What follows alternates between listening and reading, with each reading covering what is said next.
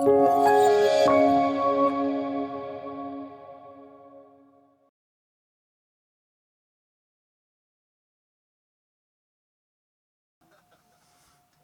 on s'en fiche. Si je fais ça... Ouais, ok.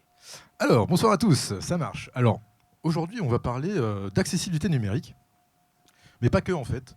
On va pas mal parler de comment on bosse, nous, dans l'industrie du développement web. Et ça va être un petit coup de gueule.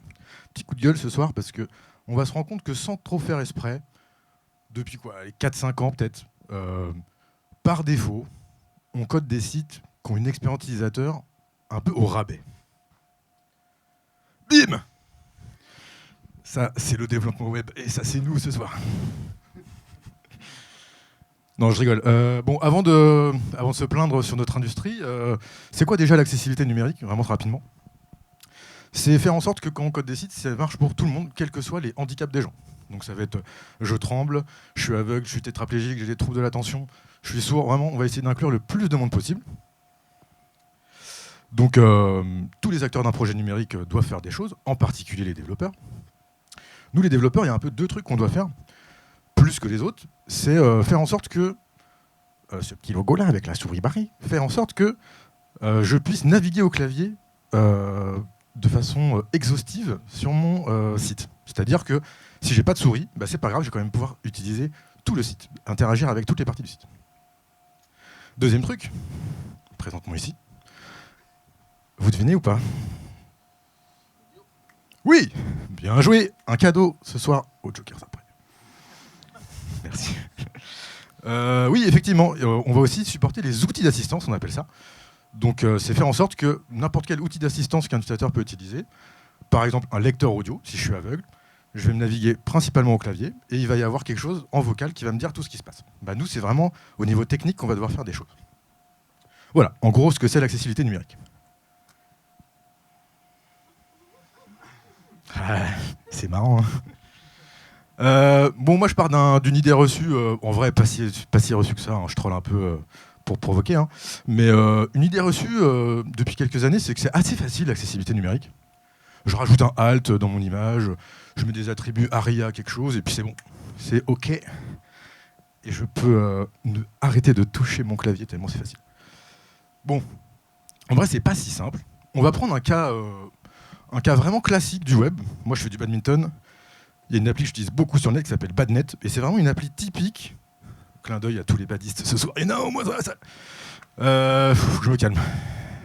Attendez, je me calme. En fait, c'est une appli que j'ai prise parce que c'est vraiment typique d'une appli qu'une SS2I ou une boîte de Presta ou un indépendant comme moi peut construire pour un client qui n'a pas forcément le budget incroyable. Donc voilà, c'est une appli de gestion classique de chez Classique. On va regarder à quel point elle est accessible. Premier truc que je peux faire, c'est faire un petit audit automatique. Donc ça, vous connaissez peut-être, c'est Google Lighthouse. Pas très performant tout ça. Mais super accessible, incroyable. Google lui-même nous met le tampon, c'est accessible à 96%. Bon, bah, génial, en fait, c'est facile. Bon, on va quand même tester un peu ensemble. Et oui, ça marche. Je suis en pression. Donc là, l'idée, c'est que je vais naviguer au clavier. Donc on voit les touches que j'utilise là. J'appuie juste sur tabulation pour passer d'un élément à l'autre. Et je vois si au moins j'arrive à accéder à tout. Oh, bah là, on voit que bizarrement, ceux-là, j'arrive pas à y accéder. Bon, ok, bizarre. Je me balade, et puis là, tous les petits onglets, là, on voit que je suis passé de là-haut à là. J'ai pas réussi à accéder à ces trucs. Voilà, en 10 secondes de test, je me rends compte que peut-être que c'est pas 6,96% que ça, quoi. Là, vraiment, il y a la moitié des liens, je sais pas pourquoi, j'arrive pas à accéder. Donc, gros point négatif d'accessibilité. Là, vraiment, on est sur un blocage total. Bon,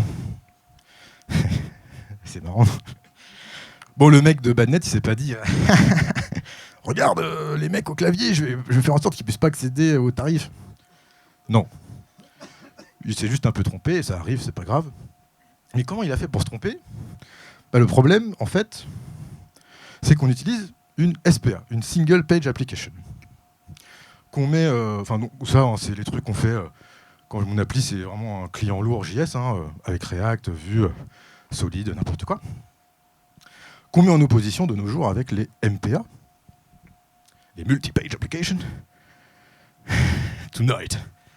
Avec des trucs presque on pourrait dire à l'ancienne, hein, maintenant, avec Django et Jinja, Symfony et Twig, Ruby on Rails, ASP.NET, bref. Donc, mais attendez, qu'est-ce qui se passe? L'accessibilité, c'est pas si facile. L'accessibilité, c'est pas si facile. Oh là là, c'était un complot, c'était une prank. Il y a une caméra là. Non. Bon, on rigole, mais soyons sérieux 2 minutes. C'est quoi le problème avec les SPA? Le problème avec les SPA, je me marre tout seul sur les images que j'ai prises. Le problème avec les SPA, c'est un problème en fait, et un autre découle de celui-là, c'est qu'on a des super pouvoirs. Vraiment, on a ce super pouvoir JavaScript à disposition pour faire absolument tout ce qu'on veut. On peut tout intercepter en JavaScript, on peut tout manipuler en JavaScript. Voilà, c'est super balèze. Ce super pouvoir, il me permet de simuler. Il permet de simuler énormément de comportements classiques du navigateur pour arriver à mes fins, pour arriver à faire ce que je veux faire dans ma SPA. Bon, et on le sait, quand on vient à simuler dans la vie, pas ouf. Bah oui, qu'est-ce que je veux dire par on simule là? C'est bizarre ce que je dis. Bah, quand je clique sur un lien interne dans ma SPA, je dois faire plein de trucs. Potentiellement, j'imite le comportement d'un élément HTML, peut-être. Après, il faut que je prévienne que je suis en train de charger quelque chose. Je fais ma requête réseau, je mets à jour ma page moi-même, je mets à jour l'URL, le titre, etc., etc. Là, j'ai fait une liste qui est déjà assez complète, mais sûrement pas exhaustive. Donc j'ai plein de trucs à faire. Quand je fais une MPA, hein, pour petit aparté, qu'est-ce que je dois faire déjà? Bah oui, bah rien, oui. Oui. Bah oui, parce que quand je fais une MPA, je respecte les standards du web, le navigateur voit plusieurs pages, je clique sur un truc, le navigateur fait sa vie. Voilà. J'ai rien à coder, j'ai pas de framework à utiliser qui code les choses pour moi, tout est fait classiquement. Bon, si je reviens sur ma SPA là, bon, à la limite, simuler, c'est quoi le problème? On peut bien le faire, simuler. Je vais mettre des blancs là sur le mot simuler à chaque fois. Non, pas drôle. C'est quoi le problème à la limite de simuler? Bon, en fait, le problème, c'est que c'est difficile de bien le faire. Je vais mettre en surveillance certains trucs, parce qu'il y en a certains que, sûrement que vous reconnaissez, vous faites bien.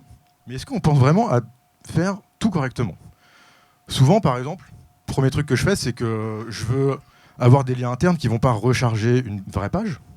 Donc, je vais soit intercepter un vrai lien, soit je vais le créer de moi-même. C'est souvent qu'on voit des spans avec des événements au clic dessus. Mais si je fais ça, est-ce que je pense bien à faire en sorte que le clavier il est bien supporté? Ah ouais, d'accord, donc je vais mettre un tab index, je vais mettre un événement keydown, ok. Est-ce que je pense bien que je peux faire CTRL-clic sur le lien pour que ça ouvre dans un nouvel onglet? Ah oui, bon, quand je vais le coder. Est-ce que je pense bien que je vais faire clic-molette aussi? Ouais, ok. Bref, voilà, la liste en fait est de plus en plus longue, et en plus, il faut que je pense à tous les OS, il faut que je pense à tous les cas que je dois simuler. Pareil, prévenir que je suis en train de charger quelque chose.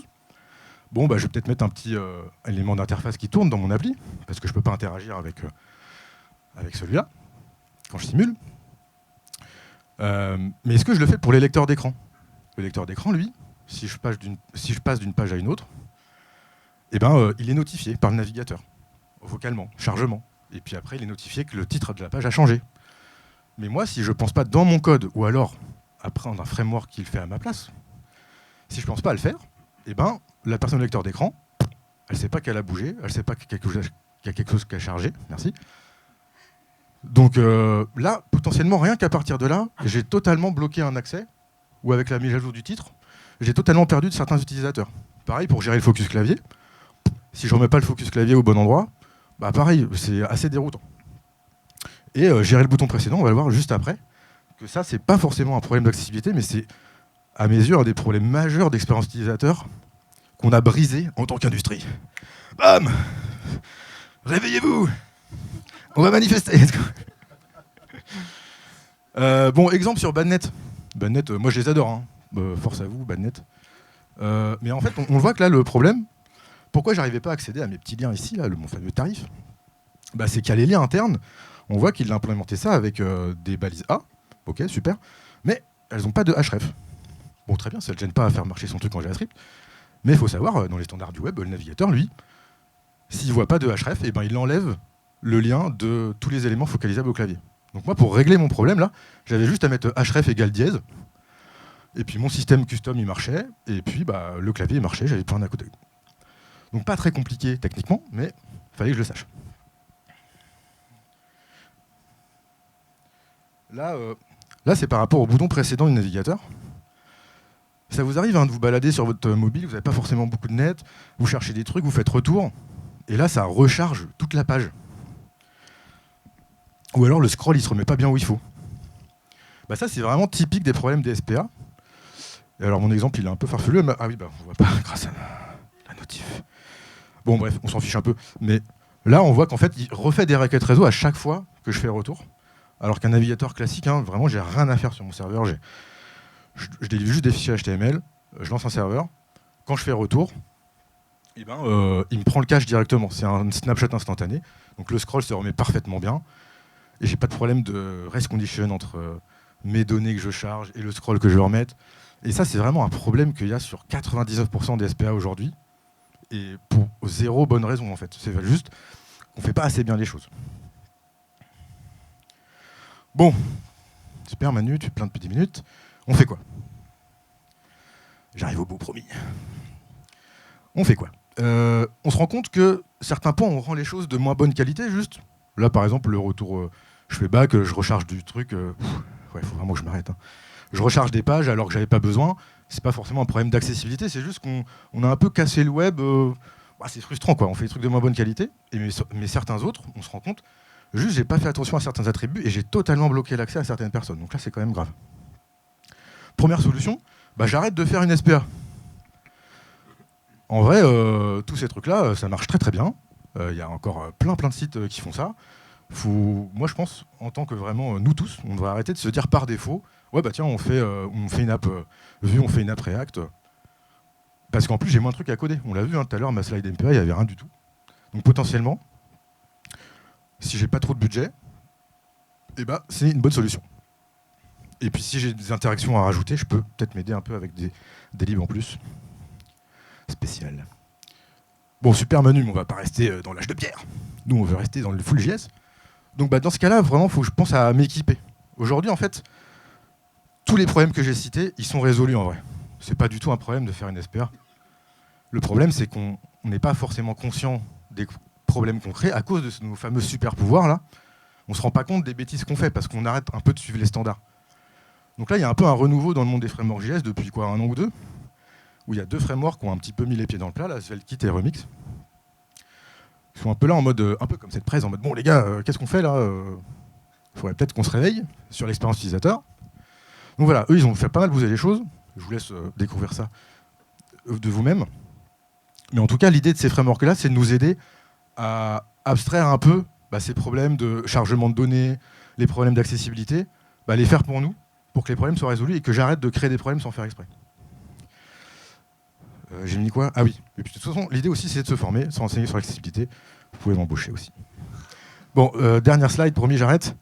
Comme dirait l'oncle Ben, un grand pouvoir implique de grandes responsabilités, Peter.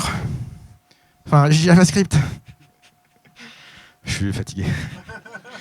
Non, mais tout ça pour dire, encore une fois, il n'y a pas de problème à faire des applis JS, mais le problème, c'est qu'il faut vraiment être conscient qu'on est avec un contexte full JS comme ça, on est dans un contexte où c'est super facile de faire des bêtises sans s'en rendre compte. Donc on a vu que le problème, il n'est pas forcément technique. J'ai rajouté un href et j'ai résolu mon problème tout à l'heure. Mais il est vraiment organisationnel, il est vraiment humain. Parce que, en fait, dans une stack JavaScript complète, j'ai des développeurs back, des développeurs front, des juniors, des seniors, des backs qui vont toucher un peu le front et vice-versa, etc. Il y a plein de gens qui ont tous leur lot de connaissances. Et c'est impossible que tout le monde connaisse parfaitement l'accessibilité. Donc c'est super facile de mettre une erreur dans le code, sachant qu'en plus on utilise plein d'outils open source qui ont eux-mêmes ces problèmes-là. Donc les outils open source aussi peuvent faire des mises à jour qui posent problème à l'accessibilité. Donc tout ça pour conclure sur quoi? Que ça va, en fait, on aime bien le développement déjà.